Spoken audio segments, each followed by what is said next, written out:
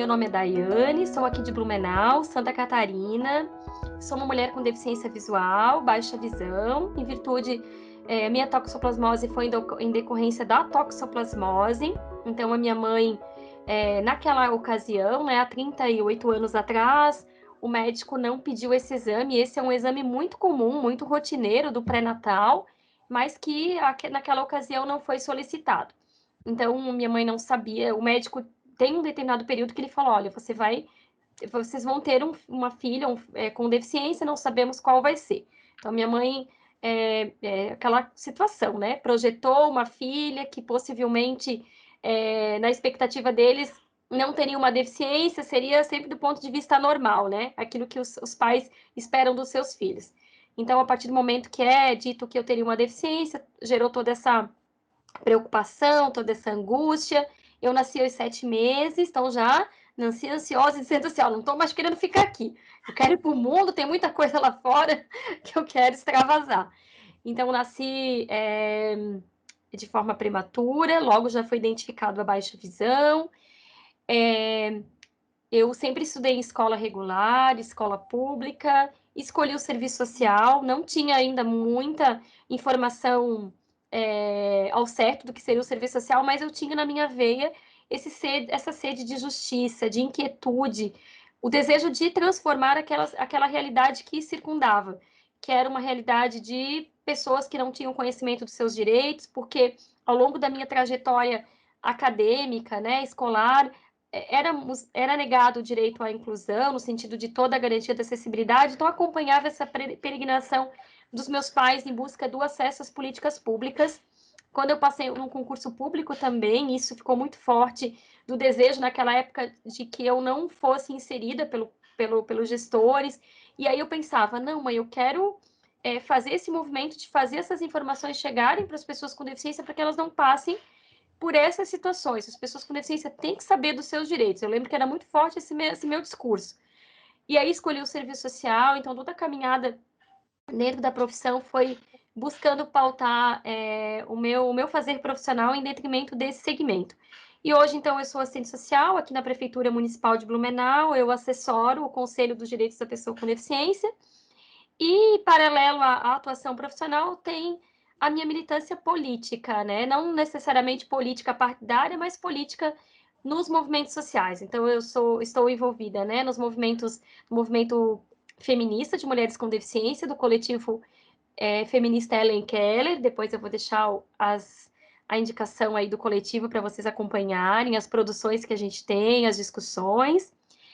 Da Central Única de Trabalhadores da CUT, porque eu sou sindicalizada, foi dos primeiros passos que eu dei enquanto servidora pública, foi me sindicalizar, foi participar dos movimentos sindicais, e agora também no coletivo de assistentes sociais com deficiência. Então, a gente também tem um coletivo de assistentes sociais com deficiência para também pautar as discussões relacionadas ao exercício da nossa profissão e à condição da deficiência.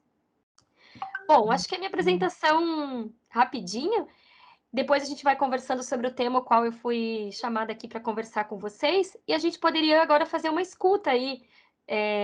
Ciência social adora, né? Fazer roda de conversa, escuta, para a gente se conhecer e estabelecer esses vínculos. Podemos passar para as demais? Quem pode iniciar?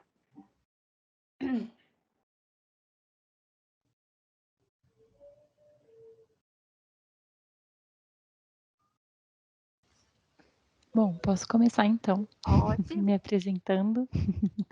Eu sou Nahara, eu sou psicóloga, atuei há algum tempo na Prefeitura de Valinhos, aqui na região de Campinas, mas ano passado acabei saindo para ir para a clínica particular, né? Então hoje estou na clínica, me identifico como feminista também, e acho que é isso, estou bastante animada para a nossa conversa hoje.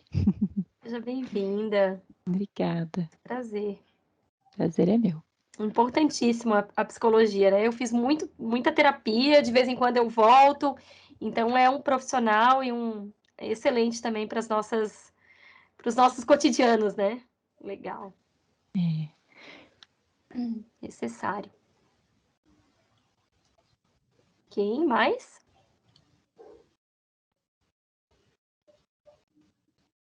eu sou Ângela, prazer, sou professora, sou funcionária pública, eu sou uma professora aposentada hoje, mas dentro do Estado, né? E tenho me preocupado com essa questão. Hoje eu tenho uma deficiência auditiva que eu não tinha há 10 anos atrás, mas pouco mais, isso eu fui adquirindo ao longo da minha carreira, e eu uso aparelho, né? Hoje, quer dizer, não é sempre, porque essa é uma dificuldade, a gente se queixa muito dos pais, se queixa muito, a maioria dos filhos, só o pai que não usava, hoje eu entendo mais, né? O pai que não usava aparelho, por que não usa aparelho? Por que não usa aparelho? Então, hoje você se coloca no lugar dos pais antes, e essa questão da adaptação com o aparelho auditivo é muito difícil, então você começa a entender um pouco esse outro lado, e é isso, né? É isso. Ai, que legal. Vamos Pra compartilhar aí. Será que para a gente facilitar, para você nos compreender bem, não seria melhor aparecer a gente maior, gente? Questão da leitura labial, como é que é para você? Não, eu escuto, eu não sou, não tenho a deficiência auditiva total. Eu tenho dificuldade para escutar quem fala atrás de mim, Ah, sim. para entender, confundo sílabas e rio muito de mim, porque eu me sinto a própria velhinha da Praça da Alegria quando confundo as sílabas e fico um tempão tentando entender o que é que a pessoa fala, imaginando o que é que ela está. Mas eu entendo, sim, pode Então, para ficar ti é tranquila. fundamental, né? Se nós estivéssemos aqui, por exemplo, com a câmera fechada, dificultaria muito, porque o fato de a gente fazer a leitura, né? Você fazer a leitura labial. E nesse momento de máscara é muito difícil. Eu fico Isso. tentando adivinhar ali as pessoas um tempão, né? E a dificuldade maior é que quando você pede uma vez para a pessoa repetir, tudo bem. Na segunda, você já fica, ai, caramba, né?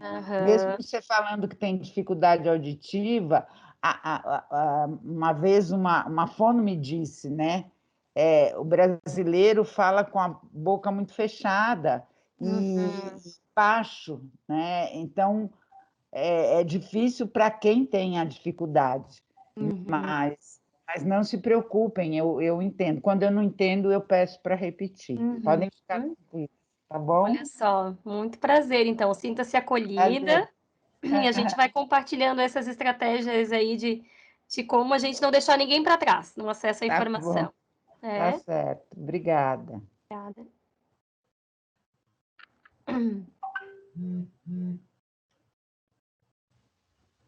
Quem mais? Olá, vou me apresentar. Sou Francine. Muito bom estar aqui para ouvi-las, Luciana e Daiane. Vamos lá. Eu trabalho no INSS, sou técnica do Seguro Social, meu trabalho. Também sou formada em Direito, não estou advogando, mas estudo bastante Direito Previdenciário. Estou estudando para mestrado, faço parte do coletivo. O que mais de interessante?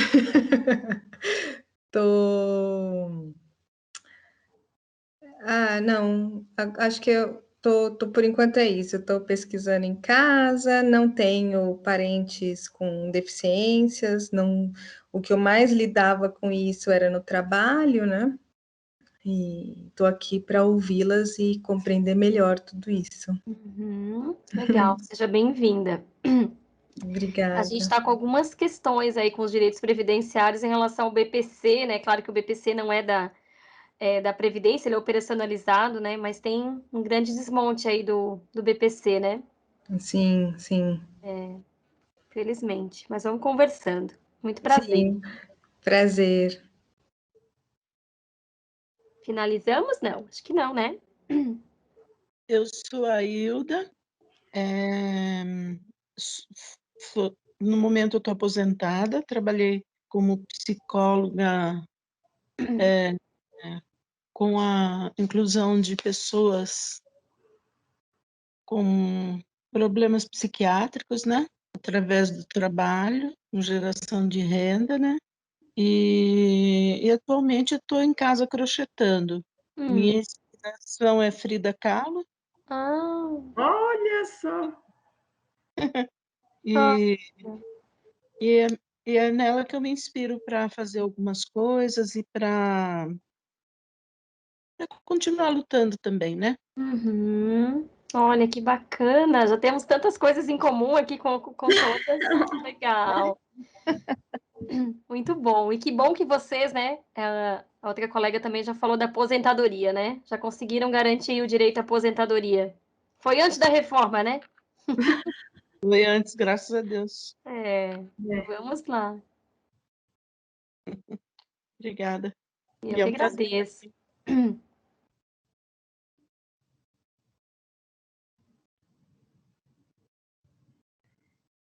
Mais alguém? Oi?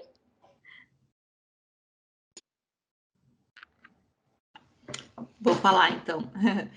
Meu nome é Marina também. Eu sou bióloga e pedagoga de formação. Trabalho como professora em uma escola particular, dou aula para os anos iniciais do ensino fundamental. E na escola onde eu trabalho, a gente tem alguns casos de deficiência, mas, na verdade, é um pouco confusa essa questão de deficiência e transtorno, né? Quando que é transtorno, quando que é a deficiência. E a gente tenta sempre trazer isso de uma forma mais natural para as crianças, né? Quando tem... porque é uma escola pequena, então eles têm bastante contato, né, entre eles. Mas é um pouco difícil, assim, né, de abordar essa questão com eles ainda. E acho que esse tema é bastante importante para a gente pensar a respeito disso, né? De como que afeta o crescimento deles, né? Tanto as pessoas que têm a deficiência, quanto os que estão no entorno, né? Olha que legal. Depois eu já tenho um material bem bacana que a Mariana Torquato fez essa semana, a Mariana Torquato é uma militante também do campo da deficiência, uma youtuber, né, influenciadora aí, e ela fez um material bem legal de como trabalhar com as crianças a respeito da condição da deficiência. Depois já vou ver onde é que é o chat aqui para deixar vários materiais para vocês, tá? Ótimo, obrigada. Muito prazer. Uma diversidade aqui de profissões, de experiências. Tem mais alguém?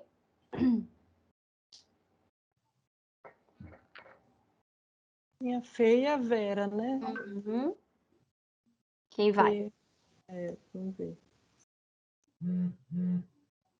A Fê mandou uma mensagem uns minutos atrás dizendo que estava com a internet muito ruim, então talvez ela não consiga falar.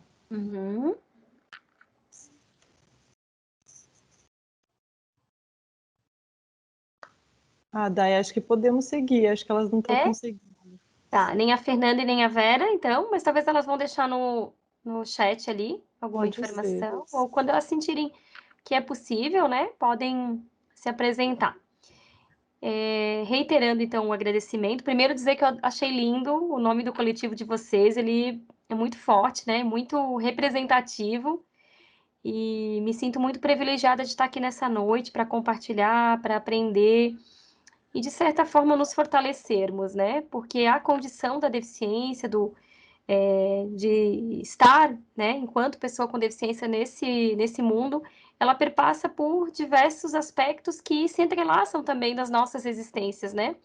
Várias de vocês aqui trouxeram várias questões e que a gente percebe, então, que a condição da deficiência nos atravessa, né? Porque é um marcador social também, assim como a gente tem, né? A classe, gênero, etnia, religião, é também uma característica da diversidade humana. Lu, você que inicia, a gente vai conversando, como que você se... Eu até tinha falado com a Marina que você dispensa mediação.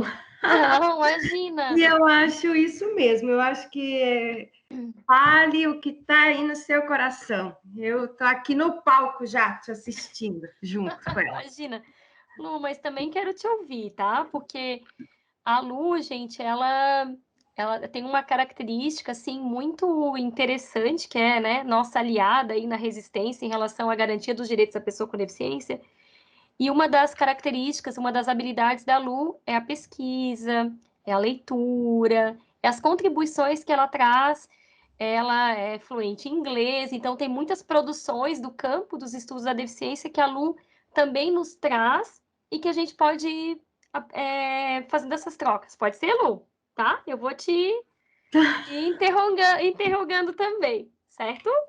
Tá bom, Dai, tô Bom, aqui. gente, vamos lá então, né? Enquanto coletivo aí coletivo feminista Sementes, aí o que a gente pode dialogar a respeito do feminismo e a deficiência? Bom, primeiramente, acho que a gente precisa fazer uma reflexão aí, né? Não precisamos responder, mas cada uma de nós façamos aí uma reflexão se o seu feminismo, né? Se os nossos feminismos reconhecem as mulheres com deficiência.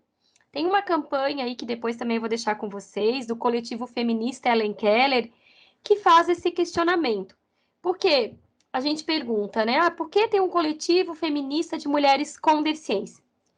A gente entende, enquanto mulheres com deficiência, que a gente precisa ocupar todos os espaços, sejam eles onde estão as pessoas com e sem deficiência, para justamente ter essa interação, ter o processo de desenvolvimento também das pessoas ao lidar com a condição da deficiência, e todo esse aprendizado que se dá a partir dessa socialização. Então, muitas das vezes, nós mulheres com deficiência não nos sentimos reconhecidas dentro de muitos espaços, muitos coletivos, e aqui pensando, né, no coletivo de mulheres, dos coletivos feministas, porque existe toda uma presença aí das barreiras que ainda não nos reconhecem, que não nos acolhem, né, que os nossos corpos ainda não são acolhidos por determinados coletivos.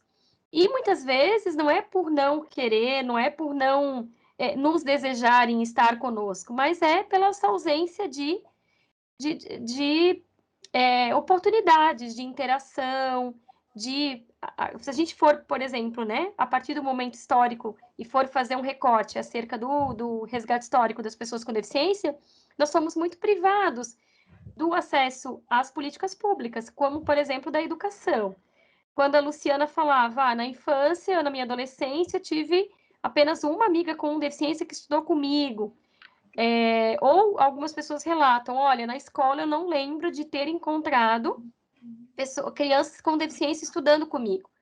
No barzinho onde eu frequentava, na religião onde eu estava, nos meus grupos de amigo, eu não tinha essa vivência com as outras pessoas com deficiência. Então, esse processo histórico de exclusão, de segregação, hoje a gente ainda colhe, infelizmente, esses frutos, a falta de interação que muitas pessoas com deficiência não foram privadas desse processo de socialização.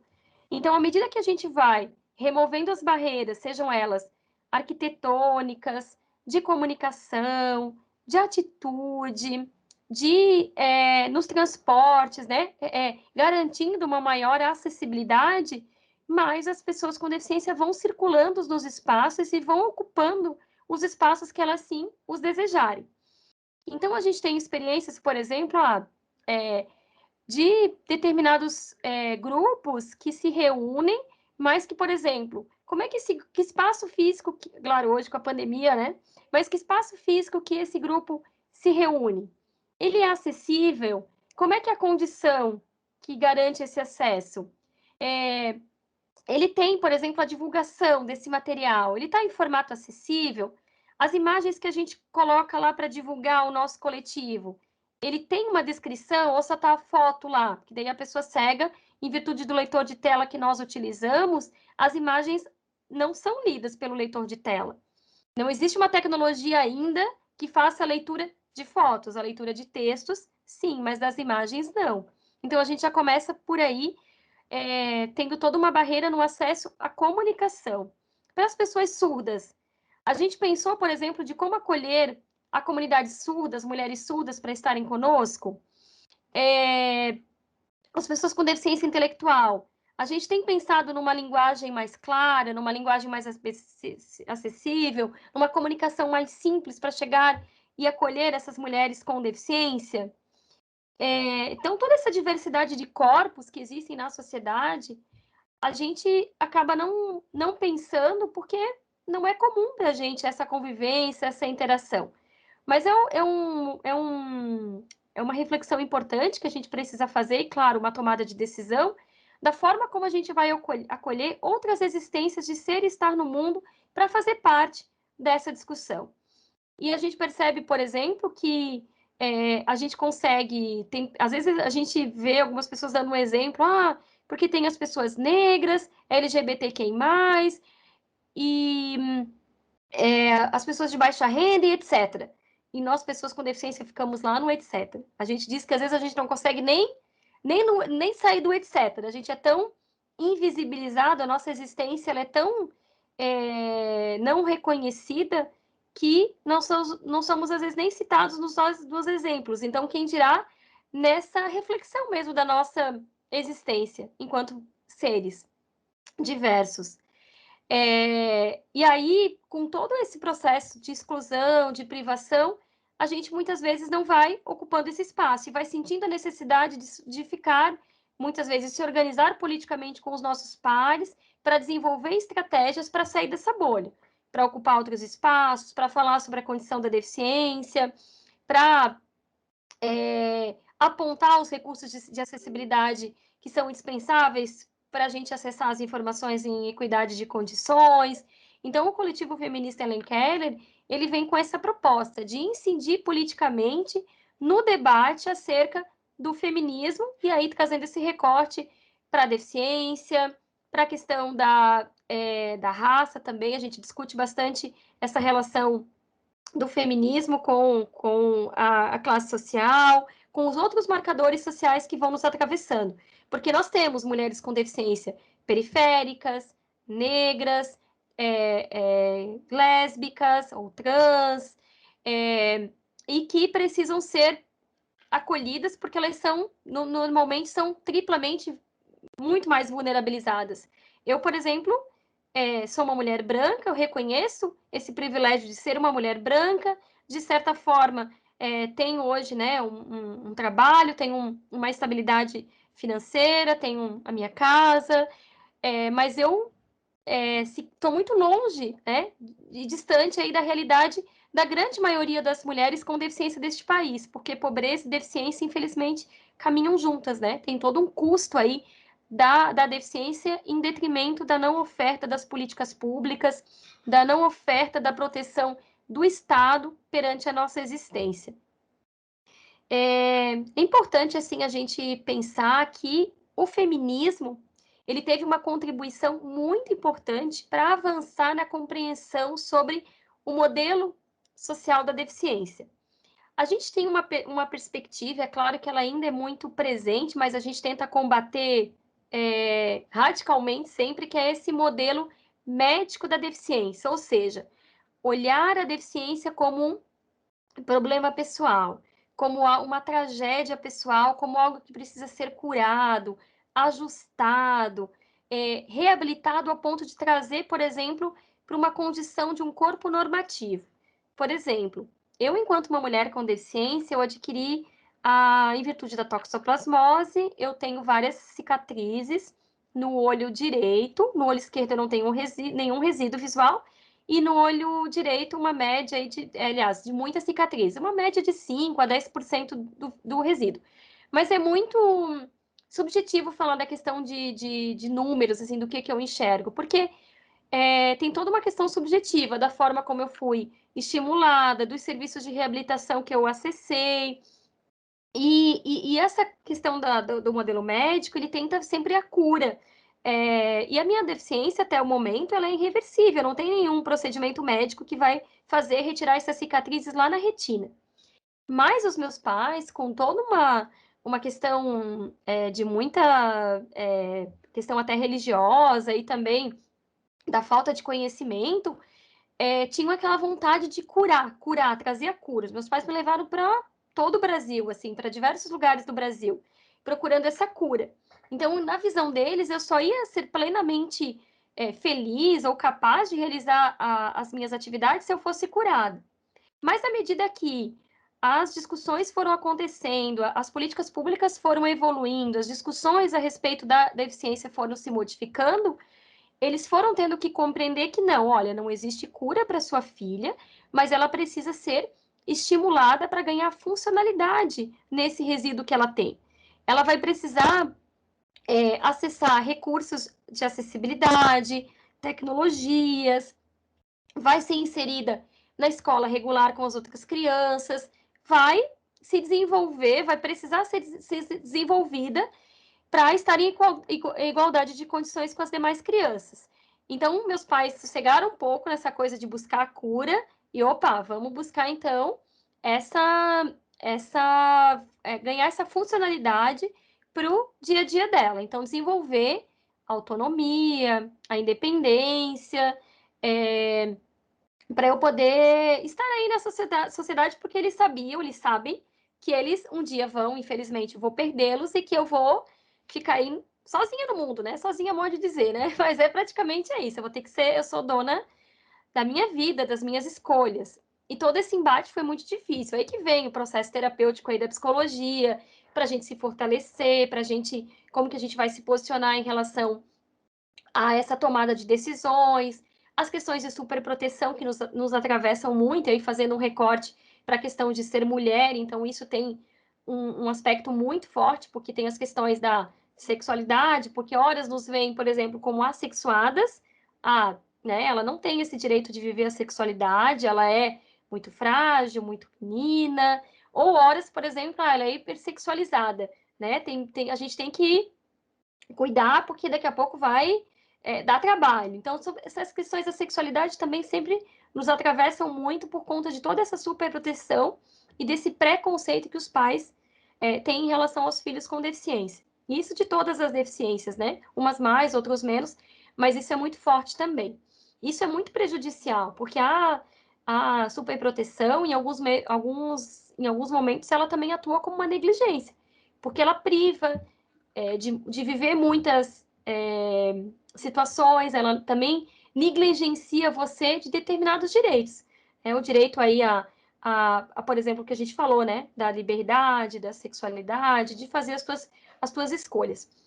Então, todo esse processo foi importante nesse meu processo de desenvolvimento por conta de todas essas políticas públicas que estavam aí junto comigo. Saúde, educação, assistência social também, já fui usuária da política para também acessar as informações. E aí, por conta de todo esse processo aí do modelo médico, que era muito forte, né, no Brasil, mas que a gente ainda tem, mas a gente tenta aí radicalmente fazer essa contraposição, porque o Brasil, ele adotou, a partir de 2006, através da Convenção sobre os Direitos da Pessoa com Deficiência, o modelo social da deficiência, ou seja, o modelo biopsicossocial.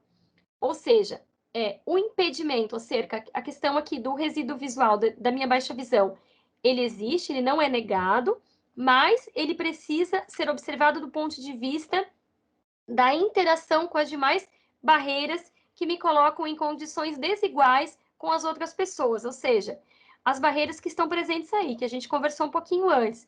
Essa barreira no transporte, quando não é acessível, quando não tem um sistema sonoro que me diz qual é o transporte que vai me conduzir ao trabalho, uma sinaleira sonora que não conduz a minha travessia com segurança, os recursos de acessibilidade que a gente conversou. Então, quanto mais desigual no sentido da oferta de acessibilidade que essa sociedade vai trazer, maior vai ser o impacto da minha deficiência, desse meu impedimento, da lesão na sociedade. Então, quanto mais forem removidas as barreiras, maior vai ser essa minha participação nessa sociedade em igualdade de condições com as demais pessoas. Então, esse conceito de deficiência ele é muito revolucionário e muito importante que o Brasil adotou, porque ele fala da responsabilidade do Estado perante a remoção das barreiras. Ele não traz essa culpabilização por eu, Daiane, ter uma baixa visão e o problema é meu, eu que tenho que dar conta de me adaptar, eu que tenho que me integrar a essa sociedade, eu que tenho que remover essas barreiras. Não, ele traz uma responsabilidade a toda a sociedade, família, escola, todos nós temos que termos essa responsabilidade da remoção.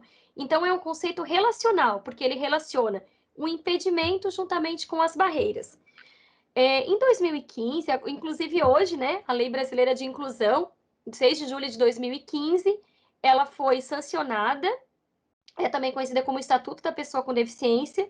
O Brasil, ele reafirma esse compromisso com esse conceito biopsicossocial da deficiência. Então, o nosso intuito, enquanto segmento das pessoas com deficiência e ativistas, aí a Luciana é uma ativista nesse processo também, é de se contrapor a esse modelo hegemônico médico e fazer essa discussão do modelo social da deficiência. Então, as políticas públicas, seja a política de seguridade social, saúde e as demais, elas precisam avaliar as pessoas com deficiência a partir dessa perspectiva. Então, a gente precisa de um conjunto de profissionais, de uma equipe aí interdisciplinar, olhando para essa pessoa com deficiência, avaliando a partir das barreiras. Tem uma auditora fiscal, que é a doutora Laila, não sei se acredito que vocês já a conheçam, mas é aí uma referência nessa discussão dos estudos aqui sobre um instrumento de funcionalidade brasileiro, o FBRM. Então, depois eu posso deixar os links, mas é uma profissional que vale muito a pena ouvi-la e aprender com ela, porque ela tem contribuído muito para os debates. E aí, gente, aqui já fazendo uma menção à importância da auditoria fiscal aí para o segmento das pessoas com deficiência, para os trabalhadores e com deficiência, porque a gente teve a participação desses profissionais também no estudo e na evolução das políticas públicas. E aqui fazendo um recorte, né, também da profissional doutora Laila, que tem contribuído bastante para os estudos do instrumental aqui no nosso país. Então, é uma estudiosa, uma defensora, e que a gente também conta como aliada aí nesse processo. Então, quem depois tiver mais interesse de estudar sobre o tema, principalmente quem está atuando agora diretamente nas políticas públicas, compreender essa avaliação biopsicossocial da deficiência. Então, o Brasil ele tem a Convenção sobre os Direitos da Pessoa com Deficiência e a Lei Brasileira de Inclusão. São dois instrumentos jurídicos, assim, importantíssimos, basilares, estruturantes para a garantia dos direitos da pessoa com deficiência. A Convenção, por exemplo, ela tem emenda, ela tem o mesmo valor de status da Constituição. Então, ela foi incorporada na Constituição Federal e ela tem um peso importantíssimo para a proteção dos direitos da pessoa com deficiência. Dentro da Convenção, ela tem um capítulo bem interessante, que é um capítulo que fala sobre meninas e mulheres com deficiência. Então, fala, por exemplo, dessa questão da proteção das mulheres com deficiência, né, sobre as questões de violência. Então, acredito que vale muito a pena até o coletivo se debruçar no estudo desse capítulo, compreender quais são as premissas aí de proteção que o nosso país tem em relação às mulheres com deficiência, porque perpassa por essas questões, né? Muitas mulheres com deficiência, a gente acompanha, por exemplo, a esterilização involuntária, essa questão da sexualidade que a gente conversou, o quanto que isso vai interferir nas escolhas que essa mulher com deficiência vai fazer, nas situações de violência, onde elas são muito vulnerabilizadas, né? E os estudos apontam, assim, de que o quanto que essas mulheres, muitas vezes, são colocadas em situações, em relacionamentos, né? Muito mais... tem uma palavra para isso, peraí, agora eu vou lembrando. Mas os relacionamentos que colocam essa mulher em situação de violência física, psicológica. Abusivos, e, por exemplo, Dai. Isso. Como?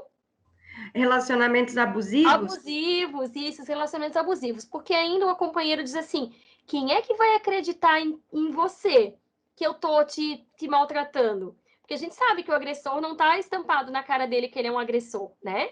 E é toda essa coisa de que ele, para a sociedade, ele é aí como um companheiro que está cuidando, que está protegendo, mas muitas vezes essa mulher está passando por situações de violência sexual, de violência psicológica. E como é que ela vai sair desse relacionamento sabendo que muitas vezes os familiares não vão acreditar? Nossa, mas ele está cuidando de ti. Como é que ele faz esse mal todo para você? Então, às vezes é colocada em xeque também essa nossa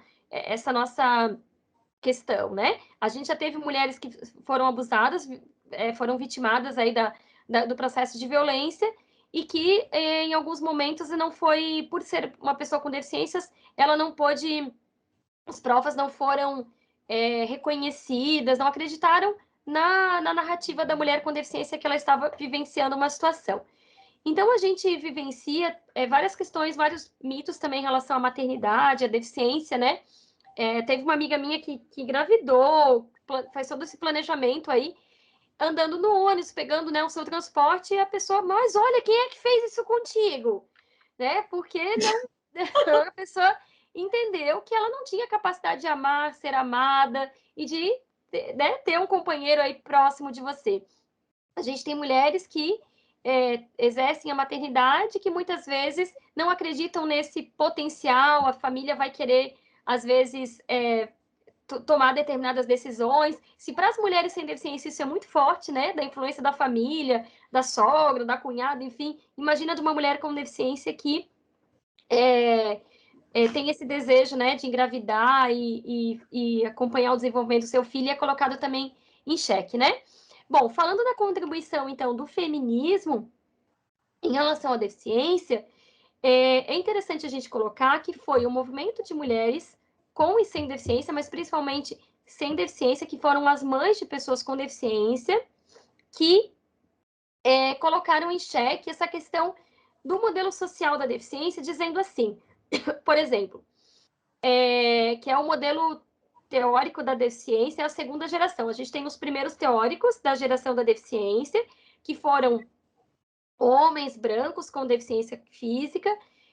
A Luda sabe bastante esse histórico, né, melhor do que eu, que questionaram esse aspecto, né, de que a deficiência não estava simplesmente nos corpos, mas em toda essa sociedade capitalista, de exploração, que negava, por exemplo, o acesso ao trabalho, as políticas públicas. Então, eles fizeram todo esse movimento e por isso que a gente também tem toda essa contribuição desse primeira geração do movimento social da deficiência, que foram através desses homens, o Paul e daqui a pouco vem o nome do outro. Vicky. Isso, tiveram uma associação, foram bem revolucionários. Foi um movimento... Upias. Isso, da Upias, né? Isso. Um movimento muito forte.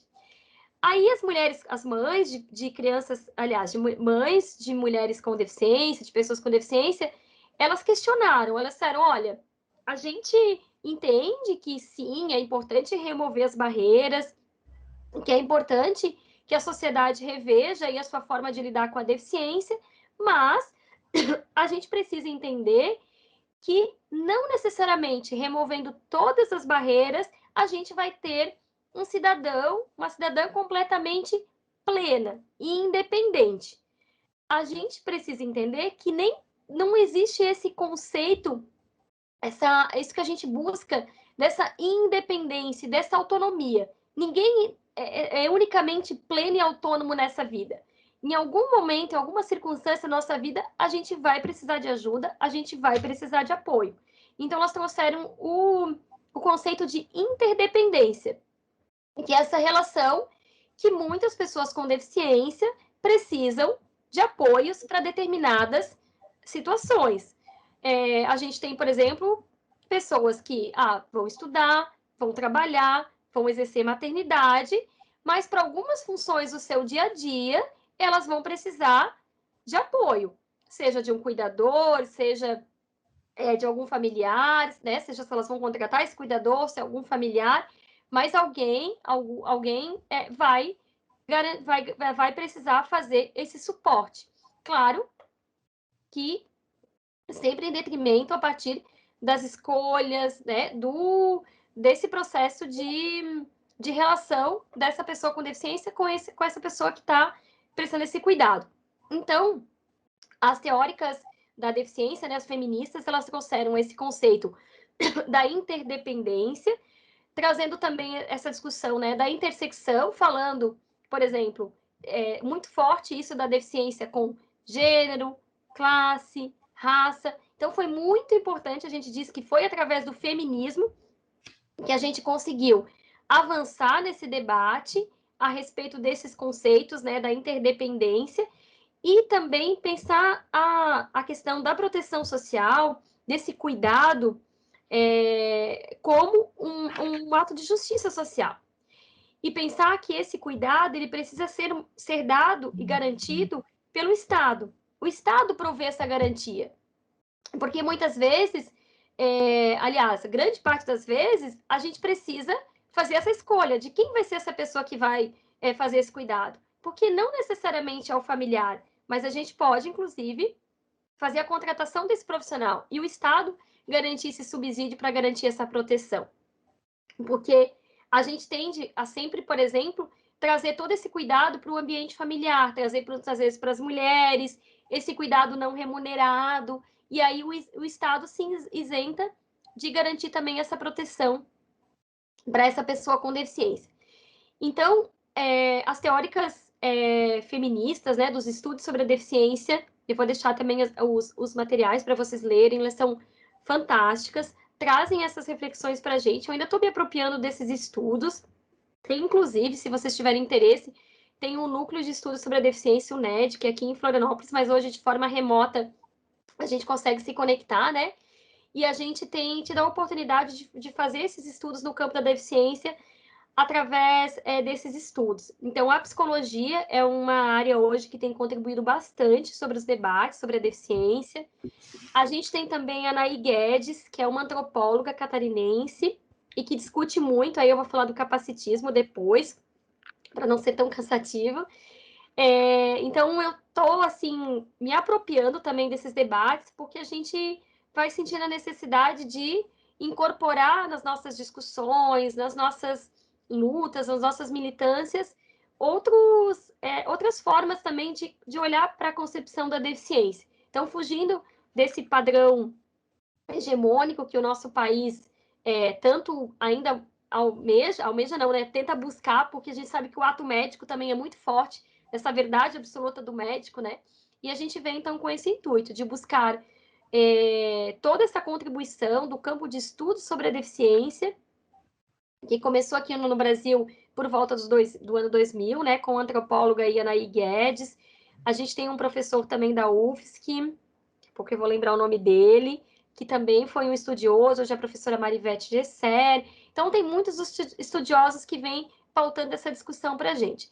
Então, o que eu penso que é bem pertinente aqui para o coletivo estudar, se apropriar e se fortalecer nos estudos sobre o campo da deficiência, no sentido do que as feministas trouxeram para essa discussão, fazendo essa reflexão, que mesmo removendo todas essas barreiras, tem pessoas com deficiência que não vão conseguir trabalhar, que vão precisar ter o cuidado e vão precisar ter essa relação de interdependência, para a gente não, às vezes, romantizar de que todo mundo é plenamente autônomo, plenamente independente. Mas é claro, gente, que esse viés do cuidado, da proteção social, não é um viés do assistencialismo, da questão desse cuidado sem não perceber esse cuidado como um ato político, como um ato de justiça social, de liberdade, de escolhas e de fortalecimento dessa pessoa com deficiência. Lu, posso passar para ti complementando, para a gente ficar um pouco mais à vontade na conversa? E até, se quiseres, às vezes tem algo que eu coloquei que tu podes reforçar, tu acha importante voltar, o que você acha?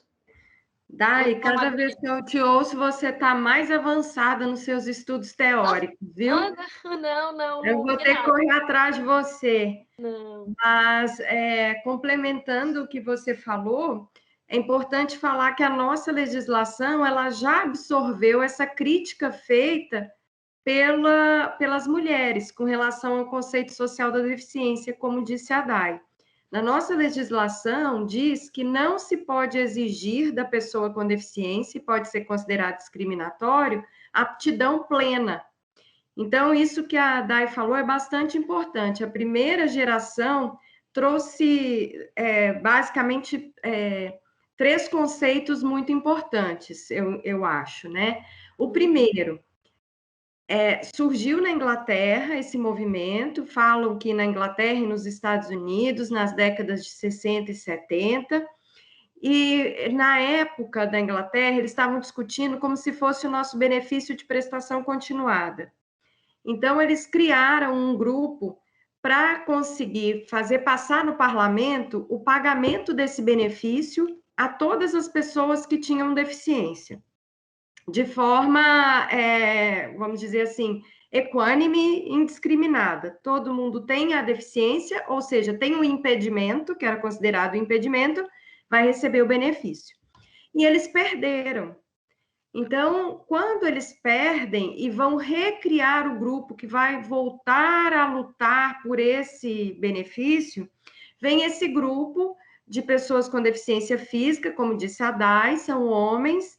Um deles que é bastante famoso, ele lutou contra o apartheid, psicólogo, na África do Sul, e veio para somar a essa instituição, e um outro que era morador de uma casa, que na verdade foi uma experiência quase socialista, assim, logo depois da guerra, para veteranos de guerra, que estavam juntos numa casa, e a ideia é que eles trabalhassem, se ajudassem e vivessem ali juntos, fruto do trabalho, do cultivo que eles faziam nessa propriedade, etc. Por uma série de razões, essa propriedade começou a ter problemas. A história é longa, eu vou fazer ela mais curta, né?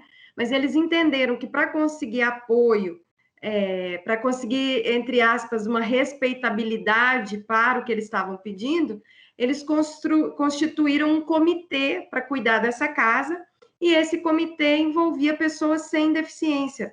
E essas pessoas começaram a colocar regras, horário de dormir, horário de apagar as luzes, e eles eram pessoas acostumadas com autonomia e tudo, e começaram a entrar nesse conceito médico também, de serem, né, aí ceifados dessa autonomia que já tinham conquistado.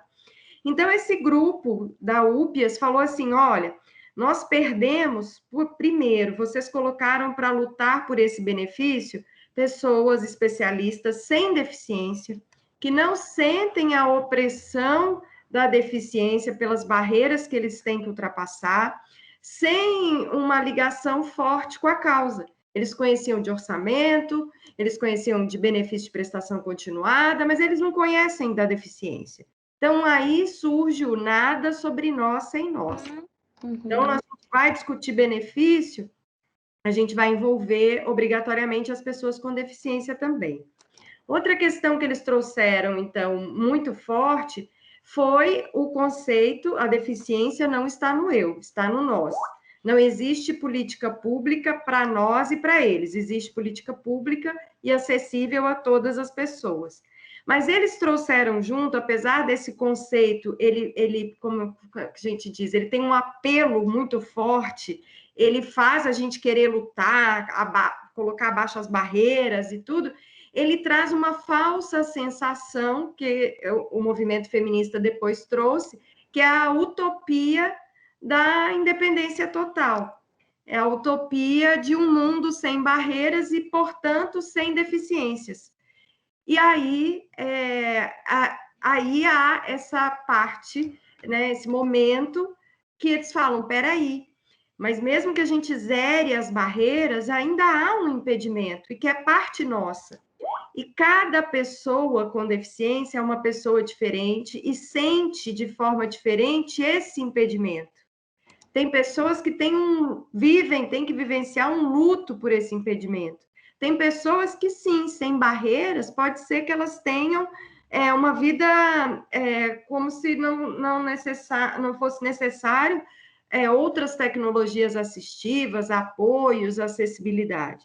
Mas não era essa a realidade da grande maioria das pessoas. Então, a gente hoje ainda utiliza o conceito social ou biopsicossocial, mas, como a Dai falou, sem colocar tanto peso nas barreiras e dar menos importância ao impedimento. E a nossa legislação já apropriou esse conceito, porque fala que é proibido se exigir das pessoas com deficiência aptidão plena, porque mesmo sem barreiras, o impedimento também faz parte da pessoa, né? Acho que era isso, Dai. Tá ótimo, tá ótimo. O que vocês acham? Eu fui colocando aqui já alguns materiais, depois eu posso mandar no WhatsApp da Marina também, tá? Porque eu não sei se aqui a gente consegue, né? Vocês gostariam que eu falasse já um pouco do capacitismo ou a gente faz algumas perguntas para dar uma conversada aqui sobre o tema? Ou querem que eu já fale um pouquinho do capacitismo? O que vocês acham melhor? Eu acho que eu sugiro que a gente vá para o capacitismo por uma questão mais burocrática, talvez, para a gente continuar a gravação, e aí no período das perguntas a gente abre sem a gravação, porque aí a gente fica mais à vontade. Tá. Eu tenho uma apresentação, vou ver se eu vou conseguir, tá? Compartilhamento.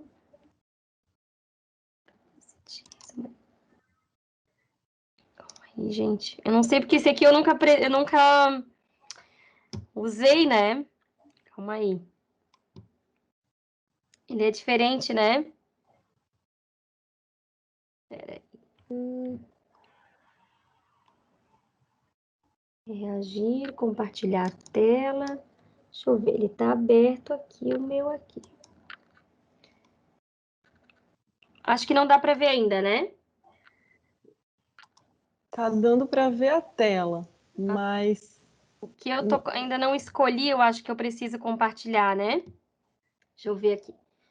Vou tentar aqui compartilhar tela. Parar de compartilhar.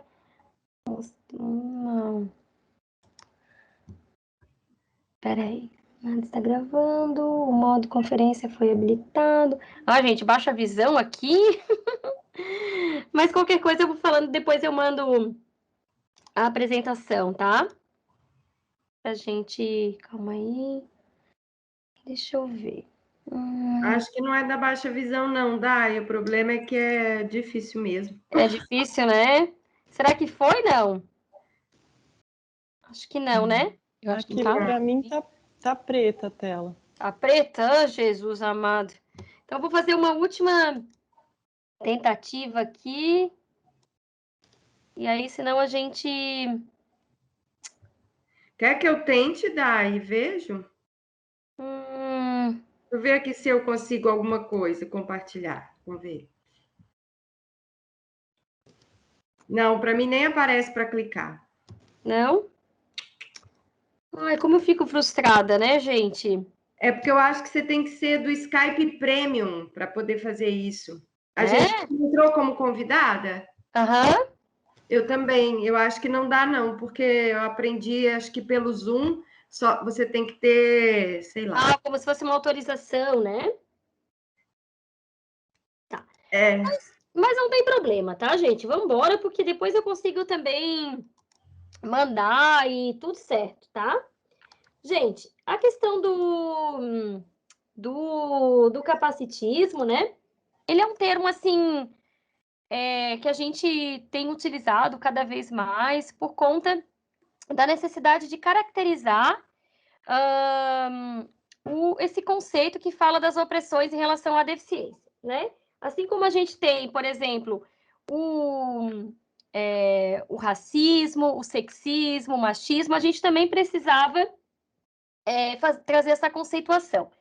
Então, o capacitismo, né? Ele foi trazido no Brasil na década aí dos anos 2000, trazido pela antropóloga Anaí Guedes, que depois eu vou deixar também a referência dela, gente. Ela é uma mulher surda, lésbica e estudiosa no campo da deficiência, então, para mim, também uma referência que faz todo esse movimento para a gente ocupar vários espaços, né? Ela faz parte aí de vários coletivos e ela fala muito disso também, do quanto a gente precisa sair das nossas bolhas, né? Dessa coisa de segmentar as lutas, né? Então, eu percebo que a Anaí, ela está aí, enquanto antropóloga, ocupando vários espaços e trazendo esse debate do capacitismo e do modelo biopsicossocial para as políticas públicas.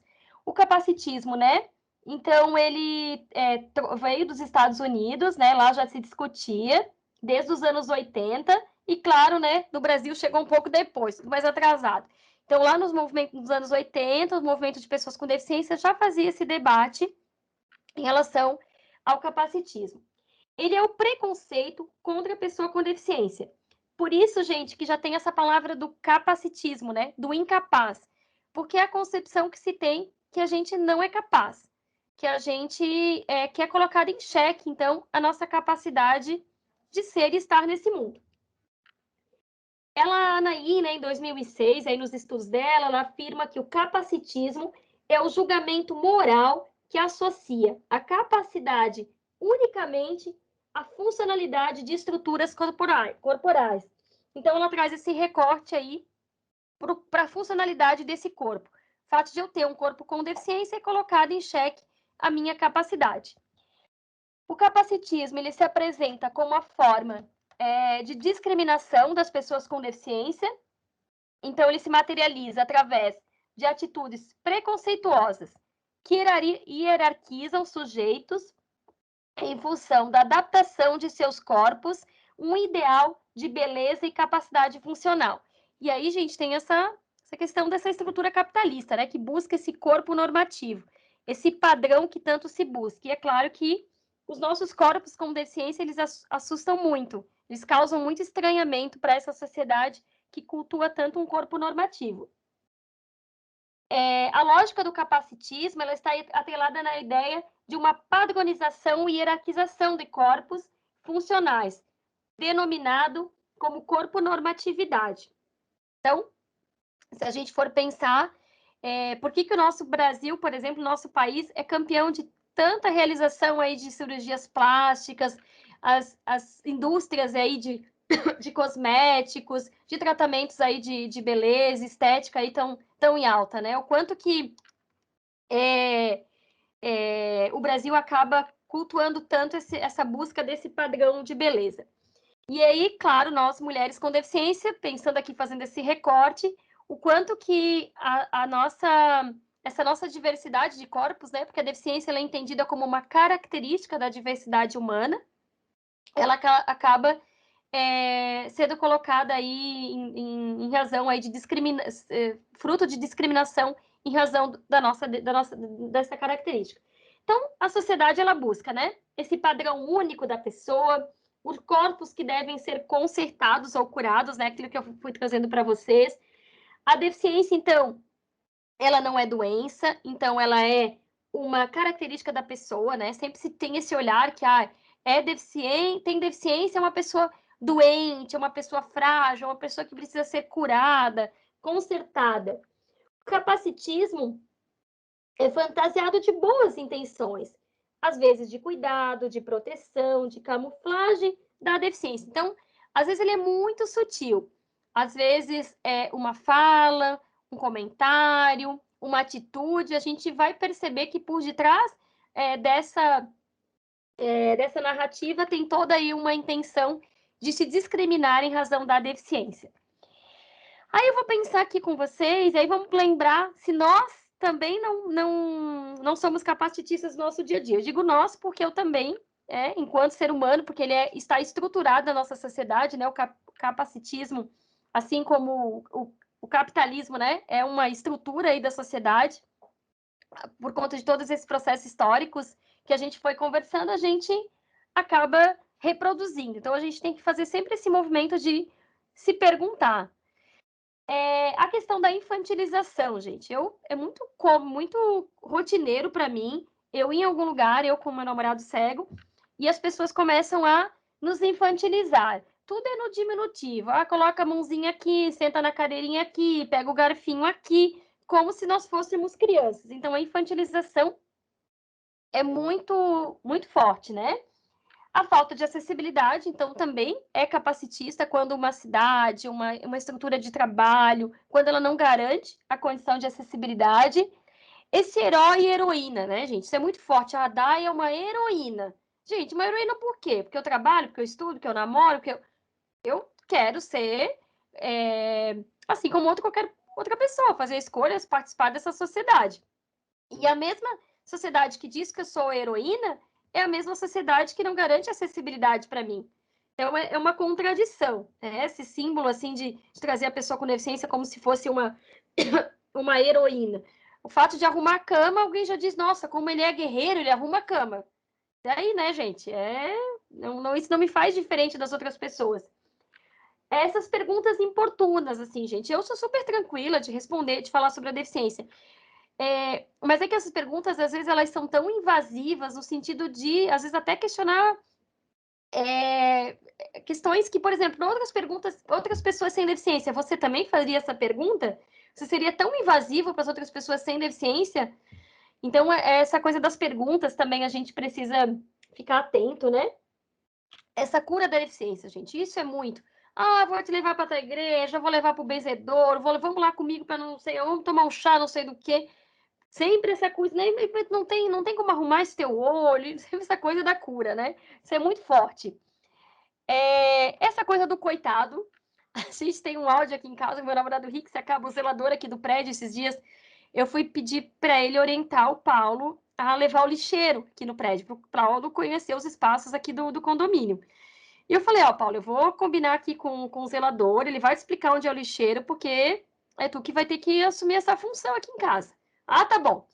Aí falei com o zelador e ele me respondeu dizendo, tadinho, coitado, deixa que eu levo o lixeiro. Eu falei, não, seu Moacir, eu quero que o senhor oriente o Paulo onde é o lixeiro, porque eu tô aqui limpando a casa agora. E aí a gente ficou com esse áudio um tempão brincando, porque é essa visão de coitado, de tadinho, né? Que ele não é digno de exercer uma atividade que outra pessoa também quer exercer, né? Pode exercer. E é aquilo que a gente falou, do exemplo de superação, o objeto de inspiração, a motivação para outras pessoas, gente. Faça um exercício, procurem lá vídeos motivacionais. Quem é que vai estar ilustrando o vídeo motivacional? Uma pessoa com deficiência, sem braço, sem perna. Olha só, gente, ela podia ter todos os motivos para reclamar, mas ela está lá cantando, tocando. Gente, isso é muito forte, assim, é muito capacitista nos utilizarmos como sinônimo de inspiração e motivação. Essa hierarquização das deficiências, né? A gente vê isso assim, agora a gente percebe, por exemplo, um detrimento de outras deficiências. Parece que está muito em alta. Tem momentos que há o autista, a pessoa surda. Então, porque eu quero saber o direito das pessoas autistas, das crianças autistas ou das pessoas especiais, por exemplo. A gente não tem um direito diferente de uma pessoa autista. O que vai modificar é essa interação com a sociedade, mas os direitos é para as pessoas com deficiência. Uma pessoa autista, uma criança autista, ela é uma pessoa com deficiência. O autismo já foi reconhecido como uma categoria de deficiência. Então, não tem por que hierarquizar uma deficiência em detrimento da outra, né? São condições diferentes, são relações diferentes que essa pessoa vai estabelecer na sociedade, mas não dá para ter uma diferença em detrimento da outra, né? E essa coisa aqui do especial, né, gente? Parece que o falar especial vai minimizar. Se eu falar especial, parece que vai minimizar esse impacto de falar sobre a deficiência. Não, é uma pessoa com deficiência, uma mulher com deficiência, ela é cega, ela é surda, não tem problema, gente. Isso é a categoria da deficiência. Agora, o especial, eu acho que especial todos nós somos, né? A partir da perspectiva de cada um, uns mais, outros menos, e aí vamos que vida que segue, né? E os exemplos de... Oi! Desculpa te interromper, mas falando isso, eu lembrei que eu tenho uma amiga, que foi até uma amiga que me deu um quadro de girassóis que eu adoro, que está sempre junto comigo, sabe? Uhum. E ela é uma mulher com síndrome de Down de 36 anos. E ela, Dai, não aceita, não gosta que a gente fale que ela é uma mulher com deficiência ou com síndrome de Down. Ela gosta que fale especial. Mas por quê? De uma geração que ainda, né, o conceito médico mesmo ainda estava muito forte. A educação, né? Olha como é que é o nome da nossa educação. Educação especial, né, Lu? Isso. É muito forte isso. Ela ouviu a professora falar disso, a mãe falar sobre isso. Então, hoje ela tem 36 anos. Como é que a gente vai desconstruir? Sim. Então, dentro da família, ela é especial, ela é especial. Então, é muito forte. É difícil a gente confrontar isso. Eu acho que daí o nosso papel aqui é esse, como disseminadores de informação, como profissionais que estamos aí atuando na política de educação, saúde, previdência social, é como que a gente vai trazer esses conceitos, essa terminologia, e a gente diz, Daiane, agora não posso mais falar, não é que a gente está dizendo que não pode, mas o fato de a gente repensar, de a gente refletir, de a gente ter o conceito da deficiência ele foi evoluindo. Então, conforme a nossa sociedade foi evoluindo a partir das percepções históricas, as nomenclaturas, as terminologias também vão evoluindo. Hoje já tem um segmento das pessoas com deficiência falando defissa, o movimento defissa, né? Eu sou defissa. Para mim, gente, tá muito novo, eu tô também me apropriando, né? Então, é isso, a gente vai se apropriando e percebendo o que aquele conceito ele reflete na nossa forma de ver aquela pessoa. Né? O especial, para aquela família, para aquela condição, ele tem um significado e a gente vai ter que compreender, mas vamos pensar aí a partir dos nossos processos na sociedade, né? Os exemplos, então, de capacitismo, né? Os profissionais sendo capacitista. Quem resume a pessoa com deficiência, resume a pessoa a sua deficiência. Utiliza a visão do modelo médico, né? Inferioriza as pessoas com deficiência, tratando-a com piedade, aquela conversa apenas com o acompanhante, o intelectual. Gente, hoje, por exemplo, eu estava numa situação na secretaria onde eu trabalho, que eu estou fazendo um movimento lá de resistência por conta da falta de acessibilidade no entorno lá das travessias e tal. E hoje o diretor, a gente começou com o movimento sindical a fazer a filmagem do meu trajeto para jogar nas redes e fazer mobilização, fazer campanha. E o que aconteceu? Chego no meu trabalho, pá, todo mundo certo viu a filmagem, né? Aliás, não pegou a filmagem, nem foi para as redes ainda, a gente está organizando. Mas as pessoas já viram o fotógrafo me filmando, então já foi parar lá no gabinete. Aí me chamaram, Dá, a gente quer conversar contigo, a gente viu aí te filmando, mas a gente quer te dizer que a gente está arrumando, que a gente está falando com não sei quem, está falando com o João, está falando com Maria, está falando com o José, mas vai dar tudo certo, vamos resolver. Gente, o diretor, e estava eu, minha chefia imediata e o diretor. Ele não olhava para mim, ele só olhava para minha chefe e dava as respostas para ela. Eu, com a chavezão, e aí assim, eu vou pensar, né, como é que tu percebia? E eu falo isso muito com meu namorado que é cego, eu falo, mas como é que tu... O tom de voz, aonde que a voz direcionava? Então, eu percebia que a voz não vinha diferente para mim, ela ia mais para o lado, eu percebia o movimento da cabeça dele, ele não me olhava, ele não me encarava para dar aqueles retornos. Até porque as tratativas, aliás, as narrativas que ele tinha, para mim, eram só falácias, porque ele não trouxe nada efetivo, nada formal.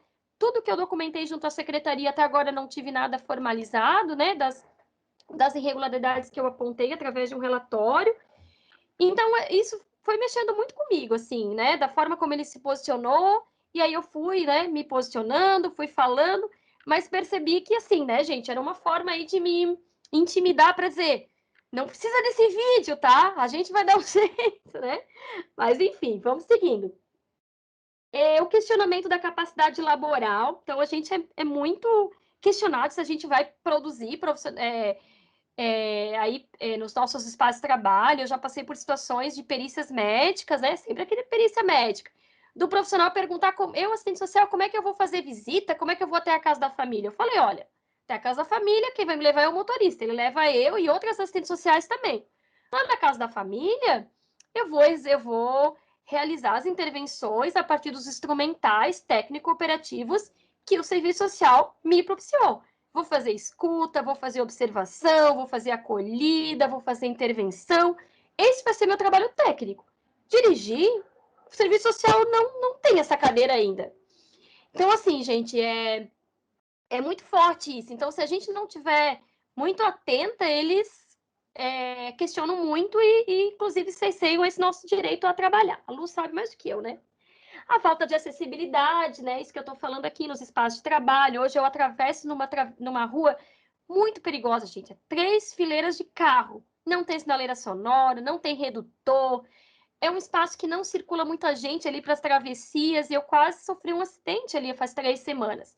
E sempre fazendo a reivindicação e nada. Então, e aí eu estou fazendo esse diálogo junto à secretaria, essa reivindicação, organizando todos os movimentos possíveis aí para fazer a reivindicação. Não é para a Daiane, para assegurar somente o direito da Daiane atravessar.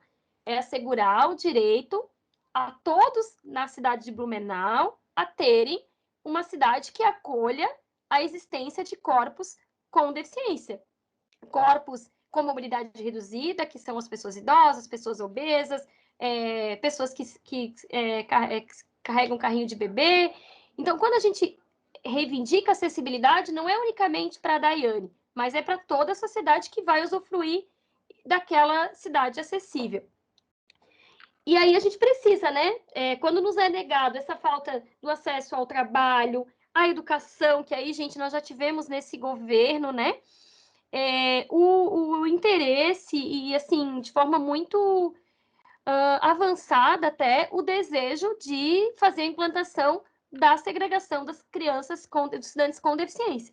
Então, a gente conseguiu, através dos movimentos aí de resistência, conselhos, profissionais, ativistas, a que o decreto não fosse estabelecido, assim, tivesse validade, né? O STF julgou que não vamos mais retroceder em relação à educação segregatória.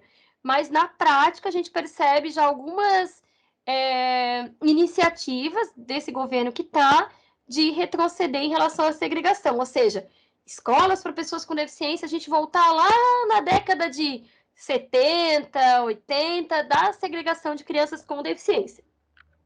Essa falta de autonomia, né? Por exemplo, ali, o fato de eu não conseguir, não é eu, Daiane, que não consiga atravessar aquela rua, não é pela baixa visão que eu não consigo atravessar, é por não ter uma sinaleira sonora que me dê autonomia e segurança. E essa negação, então, de pós de trabalho, que a Luciana é a pessoa mais qualificada para falar sobre isso, né, Luciana? O quanto que nos é negado. Ontem, uma colega que é consultora na área de empregabilidade, a gente tem uma relação muito aberta e tal, ela falou, Dai, olha só, gente, a empresa adorou a profissional, é uma psicóloga com deficiência, super qualificada, empoderada, estudiosa, com uma baita trajetória profissional. A menina fez as entrevistas, a empresa adorou ela, ficou assim, ó, gamada por ela. O que aconteceu? Não contrataram. Gente, ela ia ser contratada remotamente, né? Olha, com o advento aí da tecnologia, ela ia conseguir ser admitida de forma remota. Mas não rolou a contratação. E sabe por quê? A consultora ontem me contou, Dai, eles ficaram com receio porque ela é cadeirante. Porque em algum momento ela vai ter que precisar ir para a empresa, vai precisar ir num cliente. Então, eles não contrataram por ela ser cadeirante. Ou seja, por ela ser utilizada uma cadeira de roda. Ela não é cadeirante, né? Olha como a gente vai tendo que ter esse cuidado, né? Eles não a contrataram por ser uma pessoa com deficiência que se utiliza da cadeira de rodas. Então, percebam, gente, ela tem qualificação, ela tem experiência, teria o perfil para a vaga, mas a discriminação em razão da deficiência, até me emociono, gente, porque eu fiquei... todos os dias a gente se depara com isso, né? A discriminação em razão da deficiência fez com que ela não fosse contratada. E aí, a empresa vai querer uma deficiência leve, né? Eles ligavam para o meu namorado, que preside uma associação de cegos, e diziam assim, ó, tu não tem um baixa visão que enxerga bem aí para tu mandar, para trabalhar com a gente? Né? Tu não tem um cego aí que enxerga um pouquinho para vir aqui com a gente? Então, gente, é duro, né, Lu? Depois a Lu vai complementar aí. E aí, gente, como contribuir para a gente não ser anticapacitista? Compreender a existência da deficiência como uma das características da diversidade humana. A gente conversou hoje bastante, né? Que é uma característica. Eu tenho várias, dentre elas, a deficiência. Evite o uso de termos pejorativos, opressivos, diminutivos. Não infantilize a pessoa com deficiência. Caso ela for adulta, lembre-se da empatia. Como é que você vai lidar com uma pessoa adulta? Você vai infantilizar? Vai falar do dedinho? Vai falar do garfinho, do pratinho, da cadeirinha? Não vai, né? Mas pra gente isso é muito forte. Não fique omisso em situações de preconceito e discriminação e violação de direitos. Acho que isso é importantíssimo. Toda e qualquer situação de injustiça social, não fiquem quietos. Se posicionem, articulem, vocês aí enquanto coletivo feminista, servidores públicos, profissionais, a gente precisa fazer a luta coletiva e denunciar as situações de negligência e violação de direitos. E aqui, gente, eu vou dizer uma coisa bem legal. Os meus colegas de trabalho, os colegas da rede de inclusão, onde eu faço parte, que a gente tem uma equipe de coordenação, os assistentes sociais que são aqui, né, da minha categoria, todos já vieram no meu privado. Dai, quando é que a gente vai fazer um ato? Quando é que a gente vai fazer a manifestação? Eu também posso aparecer nesse vídeo para testemunhar? Eu posso também fazer a denúncia na ouvidoria? Gente, isso aqui me deu muito orgulho, porque eu percebi o quanto que a gente tem colegas e profissionais comprometidos com a mudança, com a transformação de uma sociedade, querendo contribuir, fazer uma luta coletiva. Então, isso aqui para mim tem sido assim um aprendizado, é saber que a gente não está sozinho na luta e que tem profissionais, aliados, comprometidos eticamente com a transformação da sociedade. Podemos seguir? Aqui, né, gente, que existem vários tipos de deficiência, não tem nível de deficiência, aquilo que a gente conversou, né? A avaliação vai ser a partir das barreiras. Reflita e desconstrua diariamente sobre a questão da deficiência, assim como a gente precisa pensar a respeito das mulheres, dos negros, né? Da LGBTQI+. Então, a gente está a todo momento se desconstruindo, revendo, refletindo, lendo.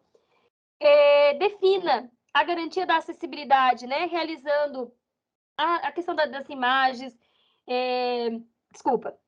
realizando descrição de imagens, aquilo que eu conversei, né? Viabilizando o acesso a legendas de vídeos, interpretação em libras, espaços e serviços com estrutura acessível, dialogue com autoridades e legisladores sobre políticas públicas, estimule e apoie a participação e o protagonismo das pessoas com deficiência nos espaços de controle social.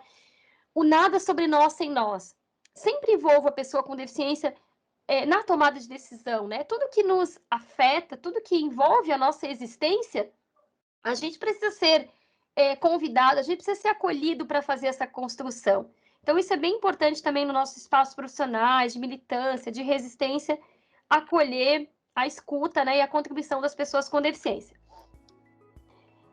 Nós, pessoas com deficiência, devemos ser entendidos enquanto pessoas, sujeitos de direitos, capazes de protagonizar nossa própria vida, tendo autonomia, independência. A sociedade tem que respeitar a nossa existência, não duvidando, nem tentando consertar-nos e curar-nos. Lutaremos coletivamente por um futuro anticapacitista, acessível, transformador e diverso.